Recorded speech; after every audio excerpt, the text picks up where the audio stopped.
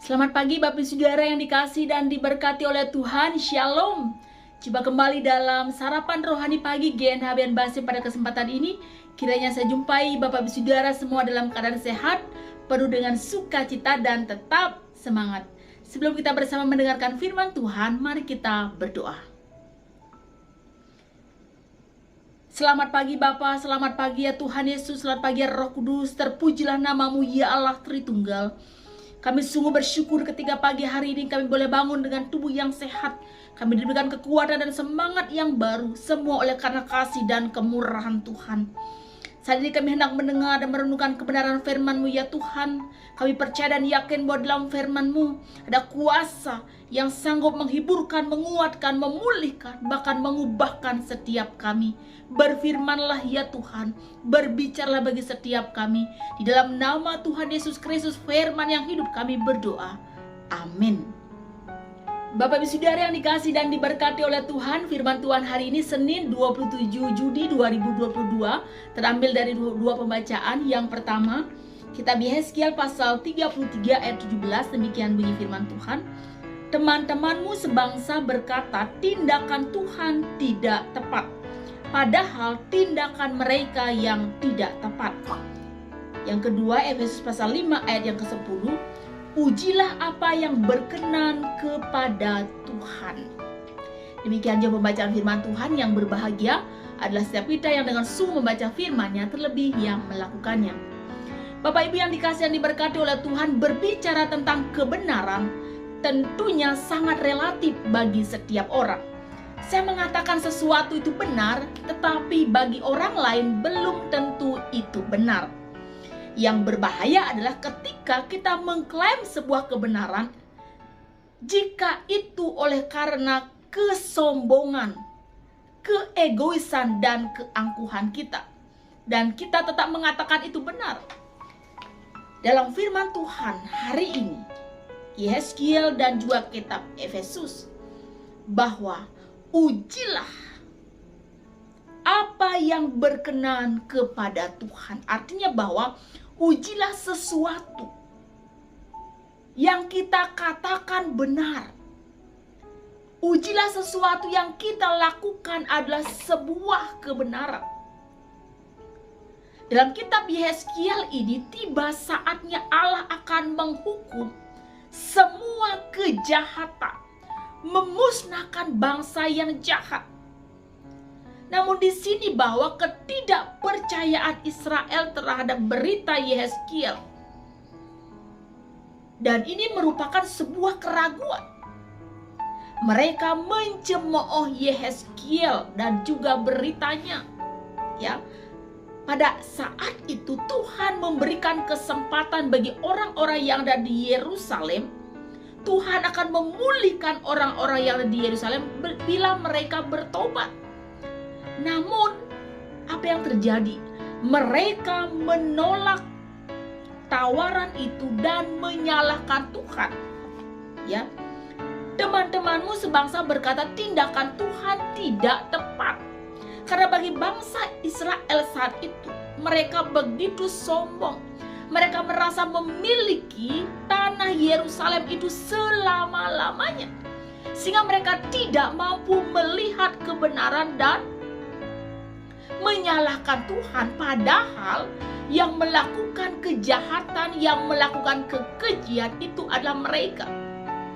Sehingga peralihan untuk keselamatan itu diberikan kesempatan bagi orang-orang yang ada di dalam pembuangan. Ya, jadi orang yang benar ketika dia meninggalkan kebenaran itu, maka ia akan mengalami kematian selama-lamanya. Orang yang benar meninggalkan kebenaran dan melakukan sebuah kecurangan, ia akan binasa. Tetapi orang fasik, ya, orang fasik, orang jahat, tetapi jika ia bertobat dan melakukan tindakan kebenaran, maka ia akan hidup selama-lamanya. Keselamatan itu terjadi. Nah, Bapak Saudara yang dikasihi dan diberkati oleh Tuhan, ujilah setiap kebenaran. Apa saja yang ada dalam pikiran kita, yang kita katakan, yang kita lakukan, sebenarnya sudahkah itu benar? Memang sebuah kebenaran? Atau kebenaran hanya menurut logika saya, hanya kebenaran menurut pikiran saya? Atau karena itu menguntungkan saya? Atau itu hanya untuk menjaga diri saya, menjaga harga diri dan martabat? Ujilah setiap kebenaran. Demikian juga Rasul Paulus yang dikatakan kepada jemaat Efesus, ujilah apa yang berkenan kepada Tuhan.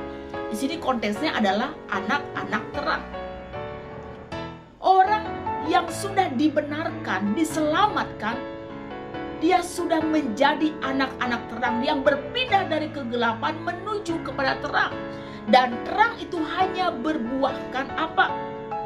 Hanya berbuahkan kebaikan, keadilan, dan kebenaran. Kegelapan tidak pernah dapat mengalahkan terang, tetapi kalau terang itu sudah pasti mengalahkan kegelapan. Oleh sebab itu, ujilah setiap kebenaran. Karena kebenaran yang absolut itu hanya ada di dalam Tuhan Yesus Kristus. Akulah jalan dan kebenaran dan hidup. Tidak seorang pun yang datang kepada Bapa kalau tidak melalui aku. Kebenaran hanya ada di dalam terang, di dalam kebenaran firman Tuhan, di dalam Tuhan Yesus Kristus. Jangan sampai ya logika kita, keegoisan kita, kesombongan kita menjadikan kita buta, menyalahkan Tuhan dan tidak mau bertobat. Tapi ketika kita sudah sungguh-sungguh tahu dan yakin itu sebuah kebenaran, maka lakukan itu. Hiduplah di dalam kebenaran, hiduplah dalam kerendahan hati, hiduplah menjadi anak-anak terang. Terpujilah nama Tuhan. Saat teduh untuk kita semua.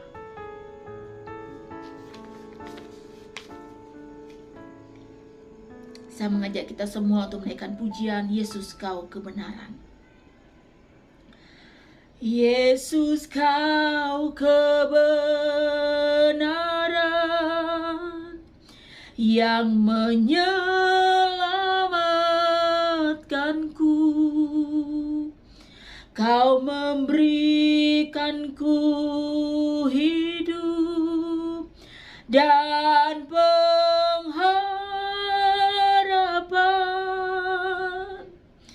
Ku ikut kehendak-Mu, ku perlu anugerah-Mu, ku nyatakan janjiku kepadamu.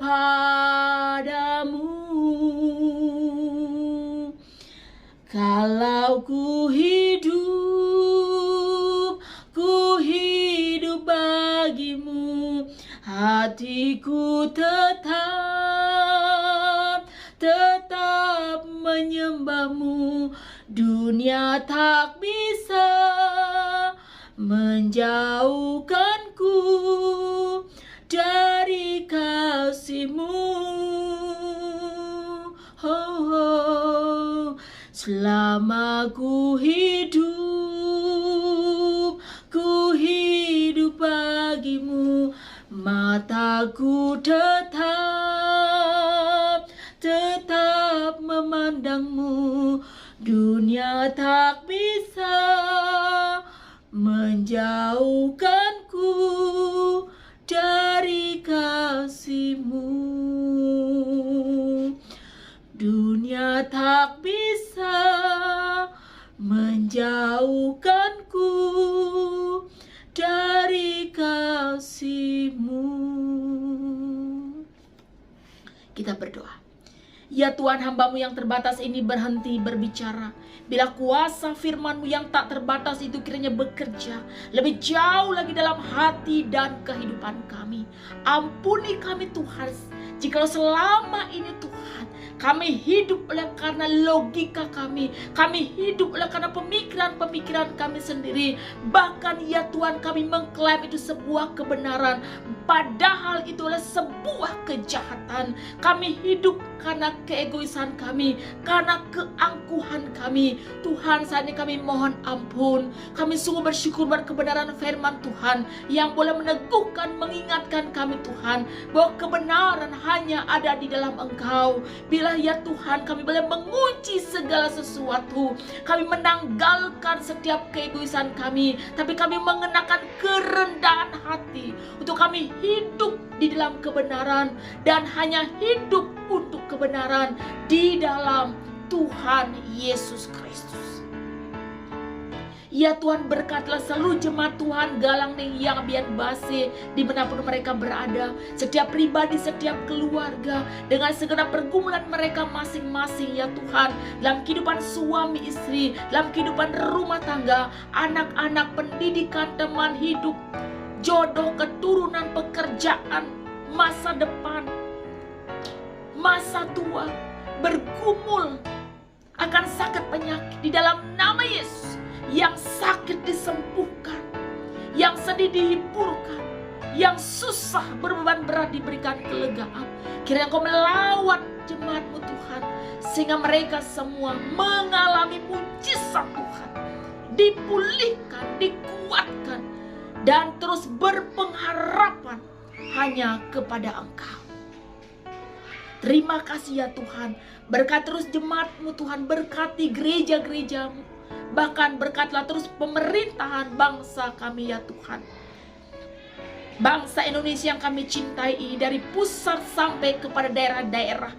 Kiranya Engkau yang melawat dengan berkat surgawi-Mu ya Tuhan. Setiap pemimpin-pemimpin kami, setiap keputusan yang diambil mendatangkan berkat damai sejahtera yang dari Tuhan.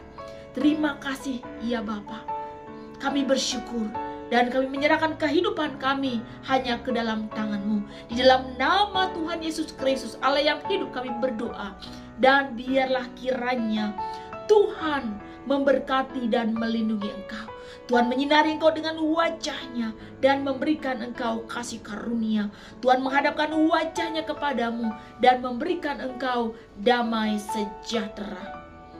Amin. Bapak saudara yang diberkati oleh Tuhan, demikianlah sarapan rohani pada pagi hari ini. Kiranya boleh menjadi berkat dan menguatkan kita semua. Selamat beraktivitas, tetap semangat, dan jangan lupa senantiasa mematuhi protokol kesehatan.